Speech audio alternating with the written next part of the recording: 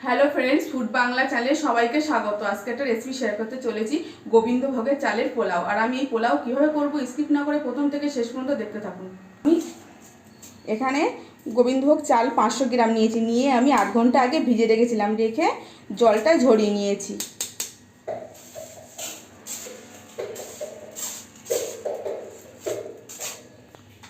আমি এই যে আদা গ্রেট করে রেখেছিলাম সেটাকে দিয়ে দেব,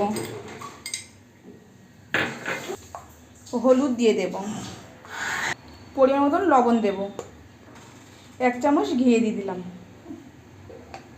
সব কিছু উপকরণ দিয়ে আমি চালটাকে সুন্দর করে মাখিয়ে নেব।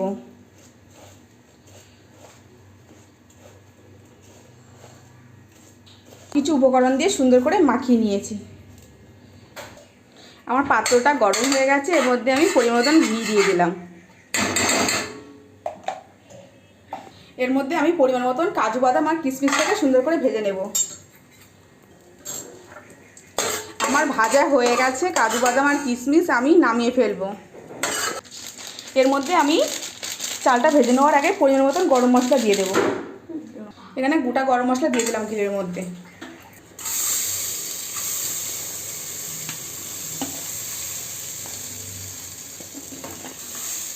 চালটাকে যখন পাত্রের মধ্যে দেবেন তখন সুন্দর করে চালটা ভেজে নেবেন, তাহলে রাইসটা ঝরঝরে হবে। আমি রাইসটাকে সুন্দর করে ভেজে নিয়েছি। এর মধ্যে আমি জলটা দিয়ে দেব। আমি 500 গ্রাম এর মধ্যে জল দিয়ে দিলাম। আমি এটা 15 মিনিটের জন্য চাপা দিয়ে রাখবো।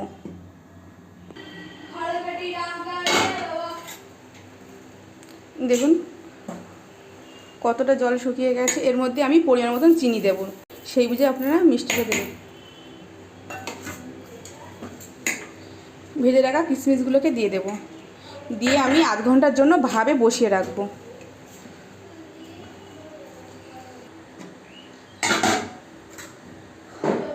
আমি ভাবে রেখে দিয়েছিলাম, দেখুন কতটা ঝরঝরে হয়েছে। আরও যত ঠান্ডা হবে ততটা ঝরঝরে হবে। আর আপনাদের যদি এই রেসিপিটা ভালো লাগে, লাইক, কমেন্ট, শেয়ার এবং সাবস্ক্রাইব করবেন। যেসব বন্ধুরা ফেসবুক থেকে দেখছে চ্যানেলটিকে ফলো করবেন। ভালো থাকবেন, সুস্থ থাকবেন, ধন্যবাদ।